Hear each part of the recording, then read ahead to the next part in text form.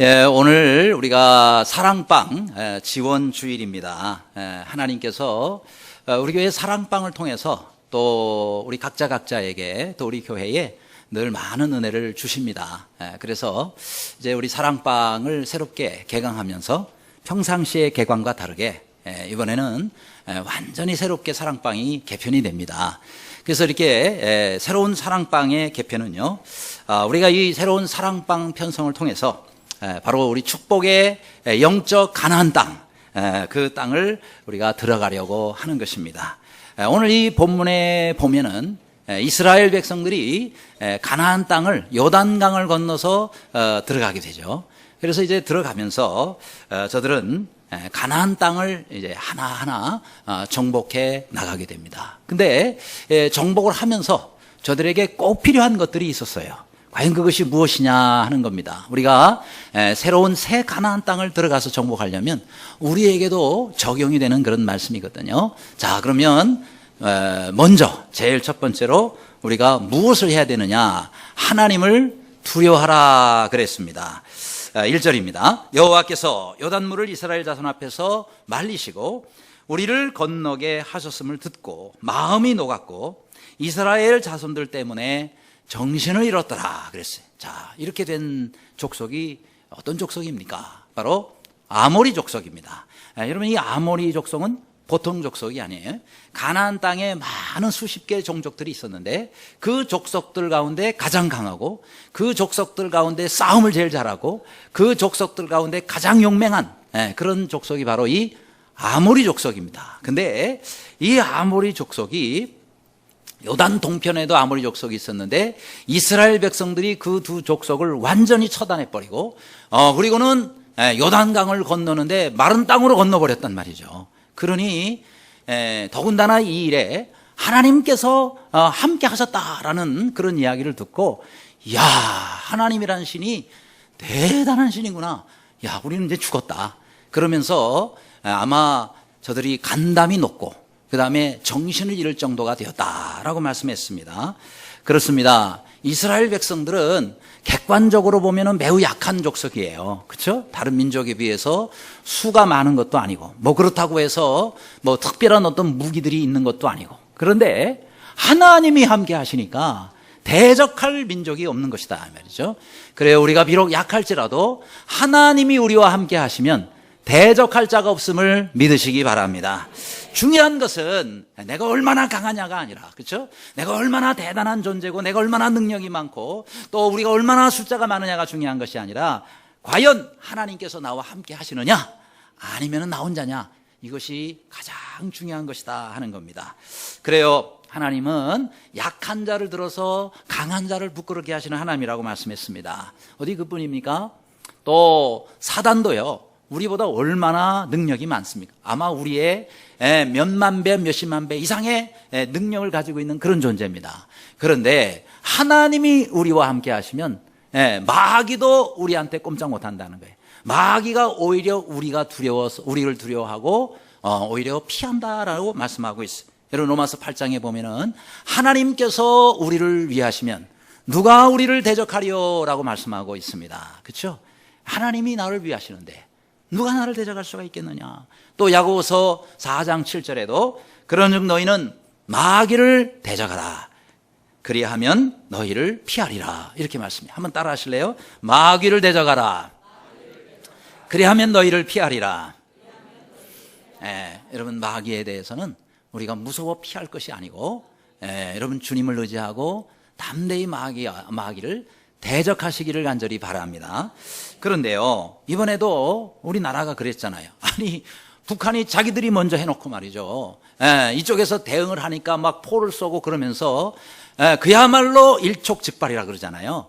준전시 상태를 만들어 놓고 잠수함들을 띄우고 온갖 포부대를 전방에다가 집결시켜 놓고는 싸우자 이래 해놓고는 대화하자 또 이렇게 손 내미는 건 뭡니까?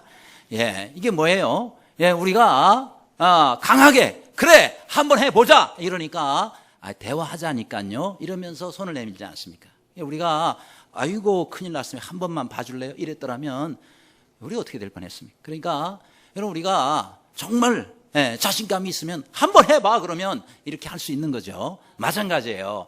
여러분 하나님께서 나와 함께 하시는데 무엇이 여러분 우리를 두렵게 합니까? 그래서 이사야 41장에서도 두려워 말라 내가 너와 함께 함이니라. 놀라지 말라 난 내 하나님이 됨이니라. 참으로 너를 도와줘 나의 의로운 오른손으로 너를 붙들어 주리라고 말씀하고 있지 않습니까? 우리가 주님을 의지하되 주님을 철저하게 의지하시기를 바랍니다. 그래서 우리가 이제 사랑방이 축복의 가나안 땅으로 들어가는데 두려워하지 말고 담대함으로 믿음으로 전진하는 모두가 되시기를 간절히 바랍니다. 두 번째로 가나안 땅을 우리가 정복하기 전에 이스라엘이 해야 할 일이 있었어요. 그것이 뭐냐? 또 할례를 받으라라는 말씀입니다. 2절이죠. 그때 여호와께서 여호수아에게 이르시되 너는 부싯돌로 칼을 만들어 이스라엘 자손들에게 다시 할례를 행하라 하시매라고 말씀합니다.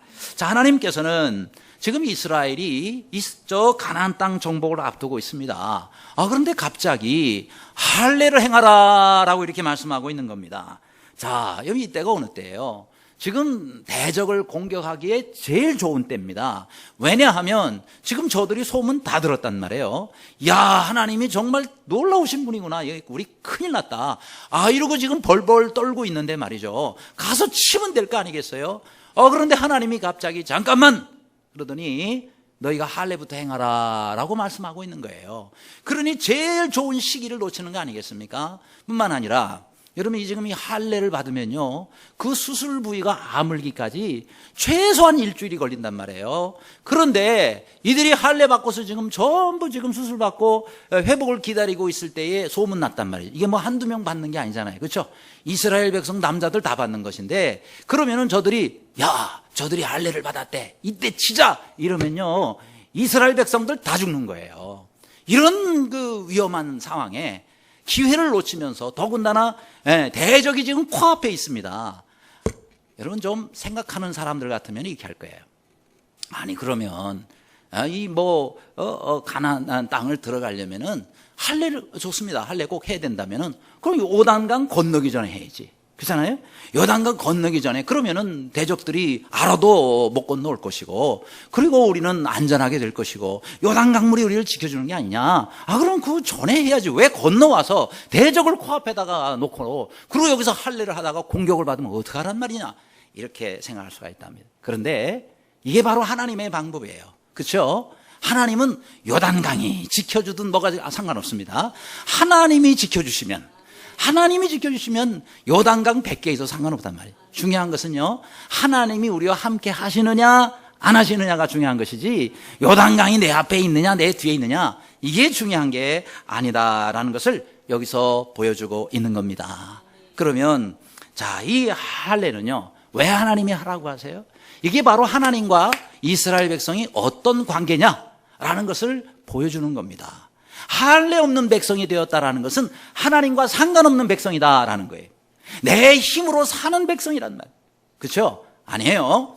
우리가 할례를 여기서 받으라 하는 것은 너희는 나의 백성이라. 너희는 나의 것이기 때문에 이제 너희는 이 전쟁에서 나를 의지하라. 그러면 내가 너와 함께 하리라 라는 이 약속의 표징이 뭐예요? 할례다 하는 것입니다. 그래요. 그러니까 저들이 지금 전쟁을 해서 그러면서 얼마나 많은 무기를 가지고 얼마나 많은 사람들을 동원해서 이 전쟁에서 이기느냐 지느냐가 지금 중요한 것이 아니라 그보다 더 중요한 게 있어요. 전쟁에서 싸워서 이기는 것보다 더 중요한 게 있어요. 왜 뭐죠? 바로 이스라엘 백성이 하나님의 백성이라는 것이 가장 중요한 것이라는 거예요. 오늘도 마찬가지입니다. 여러분이 뭐 직장 생활하든 아니면 사회생활하든 가정생활하든 아니면 학교에서 공부를 하든지 간에 중요한 것은 내가 하나님의 자녀냐 내가 하나님의 백성이냐 아니냐가 중요한 거예요. 여러분이 우리가 하나님의 백성 하나님의 자녀라면 나머지는 하나님께 맡기시기를 바랍니다. 하나님이 나와 함께 하시면 끝나는 거예요. 여러분 저 미국의 남북전쟁 당시에 아브라함 링컨 있지 않습니까? 그래서 이제 링컨이 북군을 이끌고 싸우려고 하는데 전세가 매우 불리해요. 어려운 상황 가운데 처해 있었어요. 그러니까 이 북군에 아브라함 링컨의 거기에 여러 지도자들이 링컨에게 와서 이렇게 얘기를 합니다. 우리가 하나님께 기도를 하는데 하나님 우리 편이 되게 해달라고 좀 간절히 기도합시다. 이렇게 얘기를 하는 거예요. 그러니까 링컨이 뭐라고 그랬냐면은 아닙니다. 하나님이 우리 편이 되어달라고 우리가 기도하지 말고 우리가 먼저 하나님의 뜻이 어디 있는가를 우리가 찾아야 됩니다. 그리고 난 다음에 우리가 하나님의 편이 되는 것이 중요합니다. 그러면 하나님께서 우리를 도와주실 것입니다. 여러분 맞지 않습니까? 왜 하나님께서 자꾸 내 편이 되어달라고 그러고, 그죠? 내가 하나님의 뜻과 상관없이 가면서 하나님 나 도와주세요, 하나님 내 편이 되어주세요, 이거는 잘못된 거다 이 말이죠. 어떻게 해야 돼요? 하나님의 뜻이 무엇인가 먼저 우리가 알아야 되고, 그 다음에 내가 하나님 편이 되는 게 중요합니다. 그러면 하나님이 자동적으로 우리 편이 되시는 거예요. 그렇게 사시기를 바랍니다. 그래요, 우리가 여기서 성을 무너뜨리고 그리고 난 다음에 가나안의 땅을 정복하는 것도 중요하지만 그보다 더 중요한 게 있어요. 그것은 바로 내 마음의 성을 정복하는 겁니다. 내 마음의 성의 주인이 지금 누구냐 하는 거예요. 하나님이 내 마음의 성의 주인이 되셔야지. 내가 주인이 되어 나오면은요, 전쟁에서 싸워 이긴다 하더라도 내가 주인인 삶을 사는 거예요. 하나님이 주인? 하나님 아니어도 내가 이겼어, 내 마음대로 살 거야, 그럼 망하는 거예요. 그래서 하나님께서 내 마음의 성에 먼저 주인으로 자리 잡기 위해서 할례를 행하라 라고 말씀하신 거예요. 그래서 우리는 마음의 할례도 받아야 되고요, 우리의 귀에도 할례를 받아야 되고, 우리의 손과 발에도 할례를 받아야 됩니다. 여러분, 우리가 내 눈, 내 코, 내 입, 내 귀, 손, 발 다 하나님의 것이 되어야 됩니다. 그럴 때 우리가 하나님의 영광을 위해서 쓰임받을 수 있는 것 아니겠습니까? 그렇습니다. 여러분, 우리가 가장 먼저 정복해야 될 것은 내 마음의 성이에요. 그것이 하나님에 의해서 정복이 되면, 그것이 하나님께서 온전한 주인으로 그렇게 되게 되면 나머지는 끝난다 하는 거예요. 그래서 로마서 2장에도 보면 표면적 육신의 할례가 아니라 할례는 마음에 할지니 심령에 있고 의문에 있지 아니한 것이다 라고 말씀하고 있습니다. 그래서 할례를 마음에 하라라고 말씀하고 있습니다. 우리는 그래서 하나님 앞에서 과연 하나님의 축복의 통로가 뚫려 있느냐, 아니면 이게 막혀 있느냐를 살펴봐야 돼요. 하나님께서는 우리에게 복을 주시기를 원하세요. 믿습니까? 정말 우리가 하나님 앞에 복된 삶을 살기를 원해요. 그런데 이게 막혀 있어요. 왜요? 내 죄로 인해서 막혀져 있는 겁니다. 불순종으로 인해서 막혀져 있는 겁니다. 교만한 마음으로 막혀져 있는 겁니다. 그래서 하나님 앞에 마음의 할례를 받아서 이것부터 정리해야 돼요. 그래서 하나님 앞에 합당하지 않은 거는 다 끊어버리고, 그죠? 또 벗겨내고, 그리고 깨끗이 해서 하나님과 우리 사이에 축복의 통로가 거칠 것이 없을 때 우리는 하나님의 은혜를 입고 또 다른 사람들까지 복되게 할 수 있는 그런 삶을 살 수 있는 것입니다. 그럴 때 이스라엘 백성들이 복이 되는 거 아니겠어요? 가나안 땅 하나 정복하는 게 그게 뭐 대수입니까? 중요한 것은 이스라엘을 통하여 온 세상 민족이 복을 받는 거, 이게 하나님의 뜻이었거든요. 오늘도 마찬가지입니다. 우리 한 사람, 나 한 사람 출세하고 나 한 사람 잘 먹고 잘 사는 게 중요한 게 아니에요. 중요한 것은 나를 통해서 담장을 놓는 축복의 역사가 일어나서 나로 인해서 이웃들이, 나로 인해서 다른 사람들이 복을 받고, 나로 인해서 다른 사람들이 하나님의 은총을 입는 거, 이것이 우리 하나님이 원하시고 더 기뻐하시는 것이다. 날마다 이런 축복의 통로가 계속해서 연결되는 우리 모두의 삶이 되시기를 간절히 바랍니다. 세 번째로, 여러분, 이스라엘 백성들이 가나안 땅을 정복하기 전에 또 뭘 해야 됐죠? 유월절을 지키라 그랬습니다. 10절입니다. 또 이스라엘 자손들이 길갈에 진쳤고 그달 14일 저녁에는 여리고 평지에서 유월절을 지켰으며 라고 말씀하고 있습니다. 자, 이제 유월절이라는 단어가 나오는데요, 유월절이 뭡니까? 이게 바로 유월, 이 월이 넘을 월자입니다. 그러니까 이스라엘 백성들이 출애굽을 할 때에, 이 유월절이 기원이잖아요. 출애굽을 할 때에 하나님께서 이스라엘 백성들을 구원하시는 구원의 표로서 유월절을 만드신 거예요. 그런데 지금 저 그림에 보는 것처럼 지금 그 각 이스라엘 백성들은 집에 대문이 있지 않습니까? 문에 임방과 설주, 문설주와 임방에다가 양의 피들을 발랐단 말이에요. 식구 수대로 양을 잡았어요. 그래서 그 수대로 전부 피를 바른 거예요. 그러면서 이 피를 보면 죽음의 사자가 넘어가는 겁니다. 근데 그것이 발라져 있지 않으면요, 그 죽음의 사자가 그 집을 통과하면 그 집의 첫 것은 장남 뭐 다 죽는 거예요. 그러니까 이스라엘 백성들이 저 피를 발랐는데, 자, 그럼 저 피가 도대체 뭘 의미하냐 하는 거예요. 자, 여러분, 피는 죽음을 상징합니다. 나는 죽었다 하는 거예요. 그렇죠? 또 왜 죽어야 되죠? 죄를 지으면 죽는 거예요.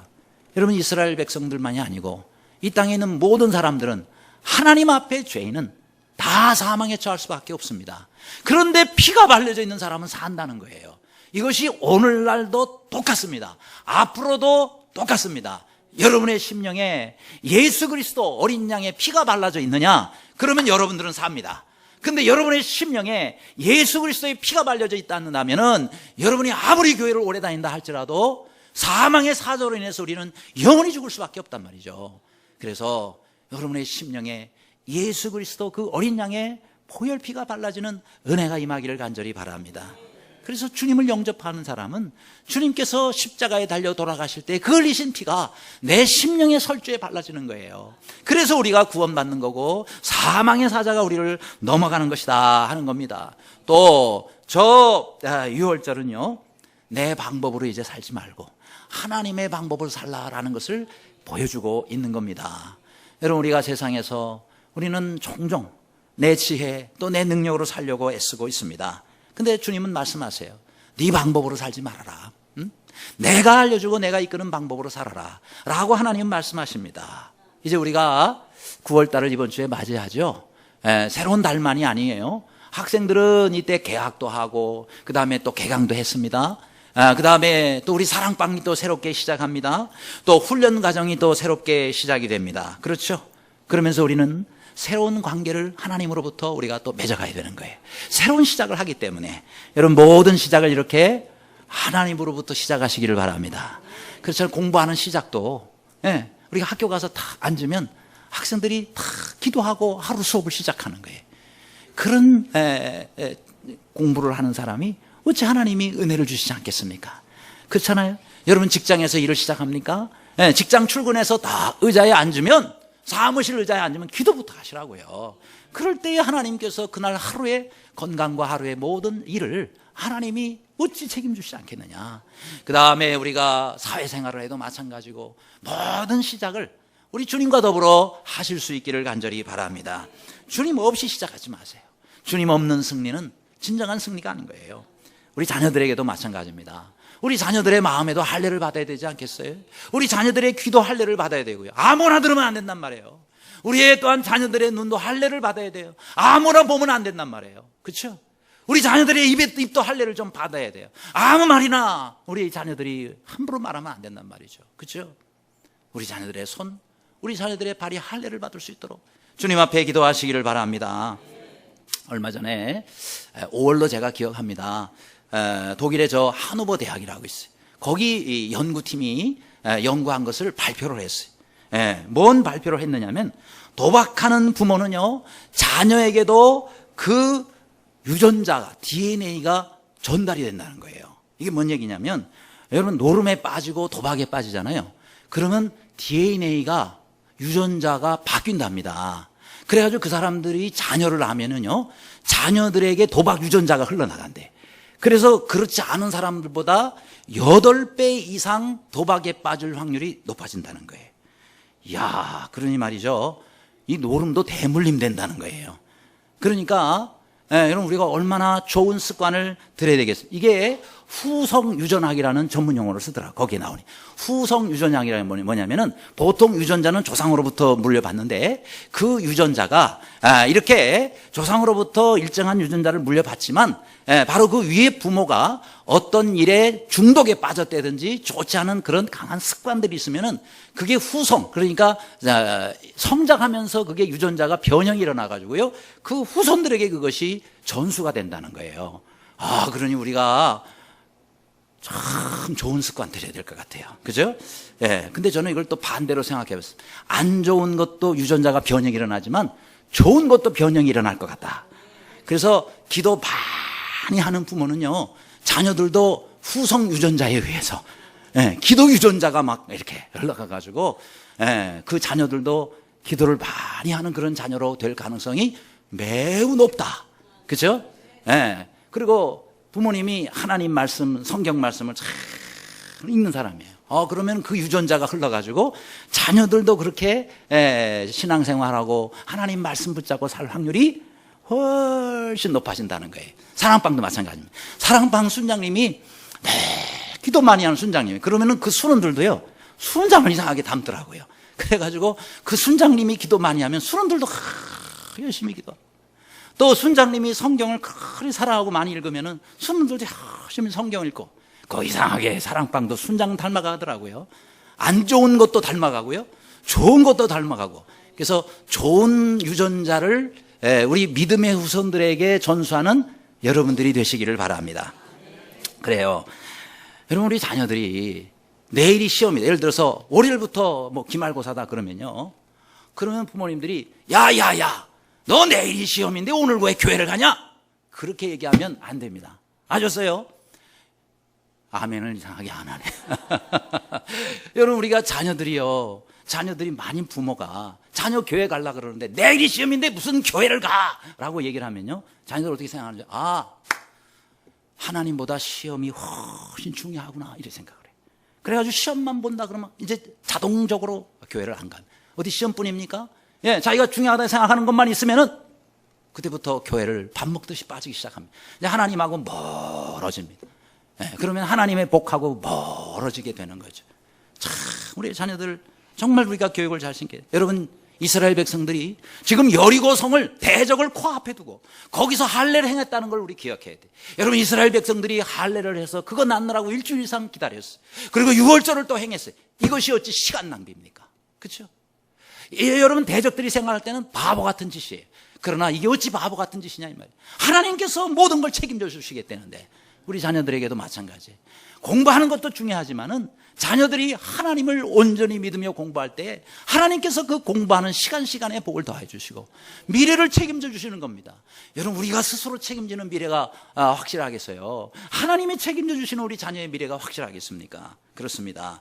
여러분, 우리가 정말 우리 하나님 앞에 드리는 예배, 우리 자녀들이 가장 중요해 여기고 예배 자리를 지키도록 우리가 자녀들을 인도해야 됩니다. 여러분, 저 몽골에서 사역을 하셨던 이용규 선교사님이라고 계시죠? 이분이 그 쓴 책 내려놓음이라는 책, 아주 많은 우리 성도들 그리스도인들이 읽었고 또 저도 오래전에 읽었어요. 근데 그 책에 나오는 이야기입니다. 2005년도 봄에 저 몽골 이레 교회에서 저 베르흐라는 곳에 교회를 개척을 했어요. 이제 거기에 우리 이용규 선교사님이 가서 예배를 이제 인도하는 그런 상황이 됐습니다. 근데 거기에 벌러르라는 자매가 막 예배 시간이 되니까 막 땀이 범벅이 돼가지고 교회로 뛰어 들어왔어요. 이 자매는 어떤 자매냐면 몇 달 전에 그 선교팀이 그 지역을 다녀갔는데 이 선교팀이 이 자매가 귀가 안 들렸었어요. 근데 그 자매를 위해서 간절히 기도했더니 귀가 열려버렸어요. 안 들리던 귀가 열려져 버려야 귀가 들리게 되는 이런 자매. 그러니 막 얼마나 하나님 앞에 감사하겠습니까? 그런데 이 자매가 예배 시간 몇 시간 전에 이제 소를 데리고 소를 풀 먹이려고 그러고 들에 나갔다가 이 소가 없어진 거예요. 그래가지고 소를 잃어버려서 막 소를 찾으러 다니는데 보니까 예배 시간이 다 돼가네. 막 고민을 할게 했어요. 소를 찾을 것이냐 예배를 드릴 것이냐. 그런데 이 자매가요 결단을 내리고 그냥 소 찾는 거를 그냥 놔두고 그리고는 교회로 달려온 거예요. 막 땀을 흘리면서 그러면서 어쨌든 예배 시간에 예배를 드리는데 이용규 선교사님이 그 이제 사정을 듣게 됐어요.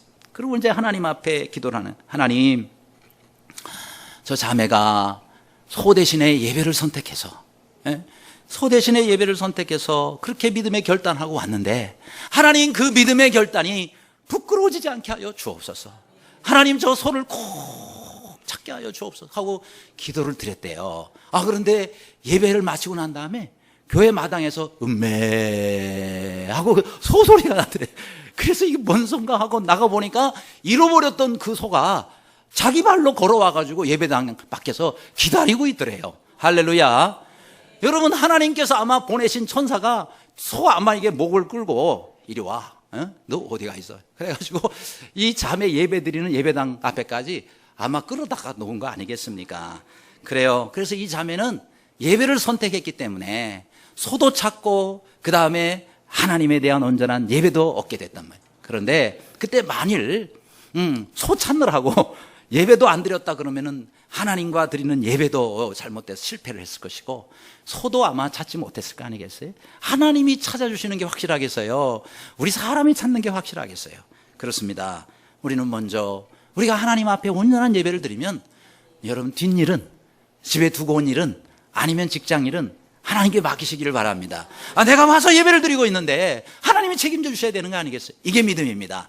온전히 믿음으로 예배를 선택하고 하나님과의 온전한 관계를 회복하는 모두가 되시기를 간절히 바랍니다. 네 번째로, 이 가나안 땅을 정복하기 전에 이스라엘이 또 한 일이 뭐예요? 땅의 소출을 먹는 일이었습니다. 12절입니다. 또 그 땅의 소산물을 먹은 다음 날에 만나가 그쳤으니 이스라엘 사람들이 다시는 만나를 얻지 못하였고 그 해에 가나안 땅의 소출을 먹었더라, 이렇게 말씀하고 있습니다. 자, 여기에 만나가 나옵니다. 자, 만나가 어떤 음식이죠? 이스라엘 백성들이 광야 시절 40년 동안 하나님께서 매일매일 이스라엘 백성들 수백만 명을 먹여주신, 하나님이 내려주신 음식입니다. 그런데 이제 가나안 땅에 들어와 가지고 그 땅의 소산을 먹은 바로 그 다음 날부터 만나를 하나님께서 중단시켜 버렸습니다. 자, 그러면 이 땅의 소산물, 이게 도대체 어디서 나온 거냐? 이스라엘 백성들이 심어서 그 열매를 먹은 것입니까? 아니에요. 아닙니다. 왜냐하면 6월절 그 이튿날이라 그랬거든요. 그러니까 이 6월절 이튿날이면 가나안 땅에 들어간 지 5일밖에 안 됐어요. 여러분, 5일 동안 도대체 뭘 심고 뭘 거두어서 먹었겠습니까? 그렇죠? 이거는요, 하나님께서 이미 신명기에서 약속해 주신 소산물이에요. 신명기 6장 11절, 여기에 이렇게 하나님이 이미 그들이 들어가기 전에 약속해 주신 게 있어요. 내가 채우지 아니한 아름다운 물건이 가득한 집을 얻게 하시며, 내가 파지 아니한 우물을 얻게 하시며, 내가 심지 아니한 포도원과 감람나무를 얻게 하사 너로 배불리 먹게 하실 것이라 그랬습니다. 따라합시다. 너로 배불리 먹게 하실 것이라. 하나님께서 가나안 땅에 믿음으로 들어간 그들을 위해서 하나님이 예배해 두신 잔치상이다, 이 말입니다. 이거는 순종하는 자에게 주시는 하나님의 특별 보너스요, 그 다음에 주시는 베풀으시는 은혜입니다. 여러분, 이것은요, 우리가 또한 앞으로 천국에 가게 될 때에 천국에서 우리가 얻을 것을 우리에게 보여주는 말씀이기도 합니다. 여러분, 우리가 천국에 가면 내가 심지 않고, 그죠? 내가 짓지 않고, 내가 만들지 않았던 새 예루살렘 성, 그 예루살렘 성을 우리가 그 안으로 들어가 그것들을 다 누리게 될 것입니다. 이게 어째 하나님의 크신 은혜가 아니겠습니까? 그래서 미리 경험하도록 하신 거예요. 물론 그렇다고 앞으로 대대손손 우리는 아무 일도 하지 말고 입만 하늘을 향해서 벌려라, 그럼 하나님이 그냥 막 떨어뜨려 주시는 겁니까? 아니에요. 그래서 만나가 그쳤다 그랬어요. 왜요? 이제 너희가 이제부터 여기서 뭐 들어오자마자 아무것도 없으니까 하나님이 먼저는 그렇게 다 허락해 주셨지만은 이제부터는 너희가 열심히 이곳에서 일해라. 땅을 가꿔라. 적과 꿀이 흐르는 땅이 아니냐. 수고하라. 심어라. 그 다음에 가꿔라. 그리고 그 소출을 너희가 이제 풍성하게 먹고 누려라 라고 말씀하시는 겁니다. 여러분, 하나님께서는 게으른 사람을 복되게 하시지 않습니다. 성경에서도 데살로니가 3장에 일하기 싫어하는 자는 먹지도 말게 하라 라고 말씀하고 있습니다. 하나님, 우리가요, 수고하고 일하고 땀을 흘리도록 우리에게 손과 발과 건강을 주신 겁니다. 열심히 수고해야죠. 영적인 일도 마찬가지예요. 가만히 있으면 하나님이 다 알아서 먹여주십니까? 아니에요. 우리는 우리대로 또 준비하고 수고를 해야 됩니다. 5달란트, 2달란트, 1달란트 받은 자가 있지 않습니까? 그런데 5달란트, 2달란트 받은 자들은 열심히 장사하고 일해서 곱으로 남겼어요. 근데 1달란트 받은 자는 아예 그냥 묻어놨단 말이죠. 하나님께서 또 그 주인이 뭐라 그럽니까? 이 악하고 게으른 종아, 그래서 있는 것도 빼앗아서 그리고 다른 사람에게 그것을 전해주지 않습니까? 그렇습니다. 우리 하나님 나라는요, 성실하고 그 다음에 부지런한 자들을 축복하십니다. D.L. 무디도 그랬습니다. 하나님은 믿음의 시험을 거치지 않은 사람은 받지 않으신다 그랬어요. 가나안 땅에 들어가는 것도 많은 믿음의 시험을 거쳐서 가나안 땅에 들어가서 땅을 얻게 하신 것이다 하는 겁니다. 그러므로 여러분, 우리 앞에도 마찬가지입니다. 이제 새로운 사랑방이 만들어집니다. 그 사랑방 가만히 있으면은 여러분 영의 양식이 저절로 풍성해지는 거 아니에요. 준비하셔야 되는 거예요. 우리가 음식을 예를 들어서 사랑방이 모여서 나눈다. 그러면 가만히 있으면요, 뭐 음식이 막 여기다 그냥 쌓여 그냥 올라가는 겁니까? 아니죠. 누군가 준비를 해야 되는 거예요. 그렇죠? 네, 순장님이 준비를 하시든 아니면 순원들이 준비를 하든 준비를 해야 놓고서 함께 풍성하게 음식을 나눌 수 있는 거 아니겠어요? 영적인 것도 똑같습니다. 준비를 해서 가야죠. 사랑방에 그냥 가서 앉아있으면 저절로 은혜가 되느냐고요. 아무 준비도 안 하고 앉아있으면요, 여러분 잡담만 나누다가 헤어질 겁니다. 그러니까 순장님은 순장님대로 하나님 말씀을 잘 준비하고요, 순원은 순원대로 하나님 말씀 받은 은혜들을 잘 준비해서 그렇게 해서 참석을 해야, 그래야 그 시간에 나눌 게 풍성하지 않겠습니까? 설교 노트를 여러분이 받으면 제 얼굴만 쳐다보고 앉아 계시지 말고 여러분이 열심히 메모를 하세요. 그래서 오늘까지만 봐드립니다. 다음 주일부터는 여러분이 사랑방 이제 개강해서 나누시기 때문에 여러분이 설교 노트에다가 주시는 말씀도 적고 받은 은혜를 적으시기를 바랍니다. 그렇게 해서 적어야 나눌 게 있는 거예요. 이거 안 적어놓으면 다 잊어버려요. 그래서 우리가 하나님의 그런 허락하신 사랑방을 풍성하게 나누는 모두가 되시기를 바랍니다. 끝으로 가나안 땅을 정복하기 전에 이스라엘은 또 뭘 했어요? 내 발에서 신을 벗으라 라고 말씀했습니다. 15절에 여호와의 군대 장관이 여호수아에게 이르되 내 발에서 신을 벗으라, 내가 선 곳은 거룩하니라, 여호수아가 그대로 행하니라 라고 말씀하고 있습니다. 자, 신을 벗으라 그랬어요. 왜요? 그 땅이 거룩한 땅이기 때문에 그랬어요. 여러분, 하나님께서 주신 땅은 다 거룩합니다. 문제는 그 땅에 살고 있는 사람들이 문제예요. 그 사람들이 범죄하고 하나님을 대적하고 하기 때문에 그 땅이 더러워진 거예요. 그러나 원래부터 그 땅은 거룩한 땅이에요. 왜요? 하나님이 만드셨어요. 그래서 이제 거룩한 자들이 그 거룩한 땅을 차지하도록 하기 위해서 하나님께서 이스라엘 백성들을 그곳으로 옮기시는 것이다 하는 겁니다. 그런데 이 일에 있어서 누가 필요해요? 군대 장관이 필요했단 말이에요. 그래서 군대 장관을 여호수아에게 보내줍니다. 그래서 여호수아 장군이 이스라엘 백성 데리고 싸우는 것이 아니라 하나님께서 여호수아 장군 앞에 군대 장관을 보내셔서 이스라엘 백성을 대신해서 싸우게 하시는 거예요. 그러니 백전백승이 되는 거 아니겠습니까? 오늘 우리도 마찬가지입니다. 여러분, 우리가 우리의 힘으로 나아가지 말고 우리의 대장 대신 예수 그리스도를 앞장 세우시기를 바랍니다. 주님이 말씀하십니다. 너희가 나를 떠나서는 아무것도 할 수 없음이라 라고 말씀했습니다. 늘 우리가 주님을 붙잡고 주님과 더불어 가야 돼요. 그러면요, 하나님께서 우리에게 주시는 그 은혜 가운데 우리는 날마다 승리할 수가 있는 것입니다. 근데 안 돼, 나는 못해, 자꾸 이러고 있으면 우리는 하기도 전에 그냥 다 주저앉아 버립니다. 여러분, 소나무 중에 귀족 스타일의 아주 멋있는 나무인 홍송이라고 있어요. 들어보셨어요? 홍송. 근데 이 홍송은, 소나무는 토질이 좋은 땅에 심겨지면요 쫙 뻗어 자라가지고 6층까지 올라간대요. 저 사진에 보이는 저 나무가 홍송입니다. 그런데 이게 나무가 저렇게 잘 자라기 때문에 건축 자재로 많이 쓰인답니다. 그런데 자, 이 나무는요 하도 멋있게 자라서 소나무 가운데 귀족이라 그래요. 그런데 이 소나무는요 그 옆에 조그마한 나무가 하나 보이죠? 저것도 홍송이에요. 저걸 이제 확대시켜줘서 감사합니다. 근데 저 홍송이요, 저게 키가 한 50cm 정도밖에 안 되는 거예요. 아니, 왜 똑같은 홍송인데 하나는 6층까지 자라고 하나는 저렇게 자라다가 말고 저렇게 분재에 담기는 저런 모습이 됐느냐 하는 겁니다. 저거는요, 분재 전문가들이요, 화분을 1년에 한 번씩 옮기면서, 그러면서 그동안 자란 저 나무의 뿌리를 계속 잘라준답니다. 그리고 위도 자꾸 잘라주고, 그러면 이 나무가요 매년 뿌리가 조금씩 나오는데 이걸 계속 잘라주니까 나중엔 더 이상 자라지 못하고 50cm 정도 큰 것으로 마감을 하게 된다는 거예요. 자, 이게 뭘 말하냐면요, 하나님은 우리를 홍송으로 만드셨는데 쫙쫙 뻗어서 자라가지고 여러 모양 우리가 쓰임을 받아야 되는데 내 스스로의 생각의 화분에 나를 집어넣는 거예요. 안 돼. 아유, 나 같은 게 뭘 할 수 있겠어. 난 못해 하고서 자꾸 잘라버리는 거예요. 그러니까 자라지를 못하는 거예요. 그렇죠? 하나님 우리를 귀하게 쓰기를 원하시는데 내 스스로의 생각이 나를 자꾸 가두어 버리는 거예요. 여러분의 있는 자리에서 일어서시기를 바랍니다. 내 있는 자리가 비록 부족하고 내 환경이 비록 참 부족하다 할지라도 하나님 우리를 홍성으로 만드셨어요. 그래서 우리는 우리 하나님 앞에 쓰임 받느냐면 잘 자라야 됩니다. 그래서 내가 지금 어느 토양에 심겨 있는지를 잘 봐야 돼요. 여러분, 좋은 토양에 심겨지기를 바랍니다. 그래야 잘 자라는 거예요. 그래서 우리가 약속의 땅, 그 가나안 땅, 새 가나안 땅에 들어가서 하나님이 주시는 이 축복의 가나안 땅을 다 얻으시는 여러분 모두가 되시기를 주님의 이름으로 축원합니다.